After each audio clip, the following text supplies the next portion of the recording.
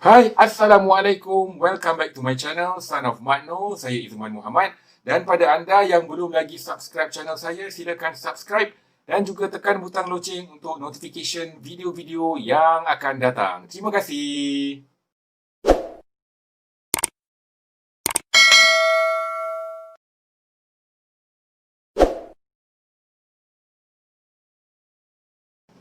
Okey, kembali lagi bersama saya di channel ini, Son of Makno. Saya harap semua sihat walafiat di samping keluarga yang tercinta, dan terima kasih kerana telah menonton video-video di dalam channel ini yang berunsur ataupun berkontenkan tentang sejarah dunia dan juga tentang tokoh-tokoh masa lalu. Tetapi pada kali ini, pada video ini, saya tidak akan ketengahkan ataupun share tentang mana-mana tokoh ataupun tentang mana-mana kisah sejarah dunia. Huh? What? Sebenarnya video pada kali ini masih lagi tentang sejarah. Namun sejarahnya adalah tentang bahasa Melayu, ya, tentang asal, permulaan, evolusi, perkembangan bahasa Melayu yang masih bertahan sehingga kini, ya. So, without further ado, stay tune and check it out. Bahasa Melayu adalah bahasa yang cukup besar dari segi jumlah penuturnya di dunia. Jumlah penutur bahasa Melayu kini adalah sekitar 300 juta yang merangkumi negara-negara seperti Malaysia, Indonesia, Singapura, Brunei Darussalam dan Selatan Thai. Bahasa Melayu tergolong dalam kelompok bahasa Austronesia atau bahasa Malayo-Polinesia yang tersebar dari Madagascar sehingga Kepulauan Hawaii di Pasifik. Mengikut penyelidikan pakar linguistik Amerika Syarikat iaitu Robert Blast, dipercayai bahasa Melayu berusia dalam 10 hingga 6,000 tahun sebelum Masihi. Really? Bicara tentang tulisan-tulisan Melayu yang dibahagi kepada 5 jenis tulisan mengikut peringkat zaman. Pertama adalah tulisan Melayu Rancong yang dipercayai wujud pada zaman Melayu Purba dan kurang pasti sama ada digunakan sebelum atau sesudah pengaruh Hindu-Buddha di rantau Nusantara ini. Rencong ialah perkataan bahasa Melayu Purba yang membawa maksud serong kerana tulisan ini ditulis secara menyerong dan menyending. Setelah itu, dengan masuknya pengaruh India dari benua India dan kemasukan agama Hindu-Buddha, bermulalah tulisan Palava dalam bahasa Melayu kuno yang dipengaruhi daripada tulisan Tamil lama yang disebut sebagai Vatelutu, di mana banyak prasasti-prasasti kuno yang dijumpai di serata Nusantara. Selain daripada itu, sebuah tulisan yang berevolusi daripada tulisan Palava yang digelar sebagai tulisan Kawi.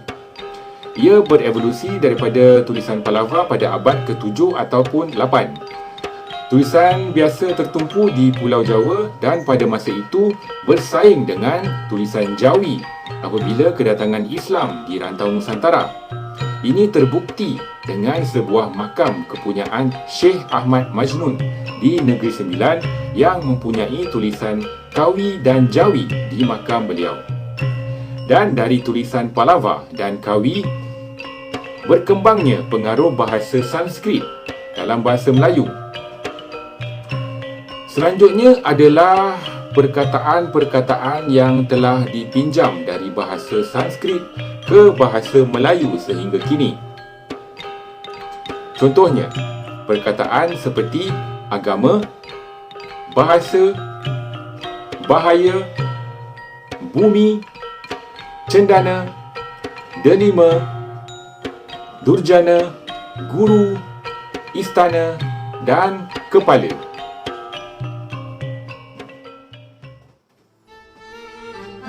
Setelah itu, dalam sekitar abad ke-11 ataupun 13, kedatangan Islam di Nusantara dari pengaruh Arab dan Parsi telah memperkayakan lagi bahasa Melayu yang telah berevolusi menjadi bahasa Melayu klasik pada zaman Kesultanan Melayu Melaka.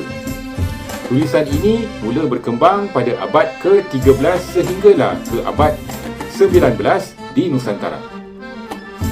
Dan selanjutnya adalah perkataan-perkataan yang telah dipinjam dari bahasa Arab dan Parsi ke bahasa Melayu sehingga kini. Dalam bahasa Arab, perkataan-perkataan seperti abjad, ahli, askar, dunia, falsafah, huruf, ilmu, jawab, soal dan muflis. Bahasa Parsi pula, perkataan-perkataan seperti anggur, badam, bandar, cadar, gandum, kismis, kurma, pahlawan, piala dan nahkoda. Dan setelah tulisan Jawi pula, tulisan Rumi pula telah diperkenalkan oleh bangsa Eropah seperti Portugis, Belanda dan British.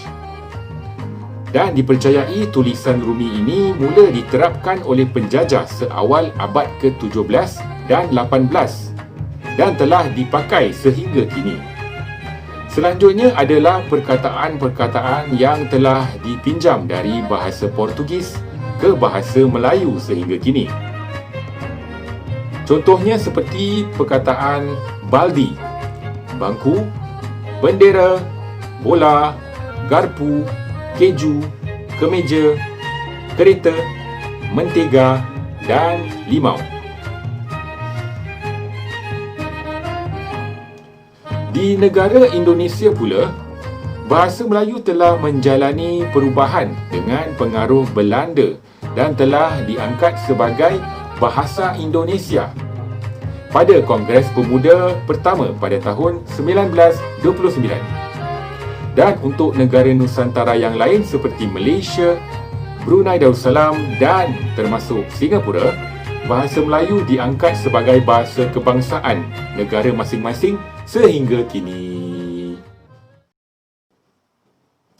So, itulah dia serba sedikit ya tentang sejarah bahasa Melayu, di mana asal dan juga perkembangan dan juga evolusi bahasa Melayu yang dipengaruhi oleh berbagai bahasa asing ya, yang membuat bahasa ini lebih kaya dan juga bertahan lama sehingga kini ya. Baiklah, sekiranya ada kekurangan ataupun ada yang kurang tepat pada video kali ini, saya memohon maaf kepada anda, pada kurang-kurang semua. Dan sekiranya anda ada teguran ataupun saranan tentang video ni ataupun untuk video yang selanjutnya, dipersilakan komen di bahagian komen di bawah ya. Jangan lupa subscribe, like dan juga share video-video yang ada dalam channel ini ya. Baiklah, sampai di sini saja. Wabillahi taufik wal hidayah. Wassalamualaikum warahmatullahi wabarakatuh. Bye.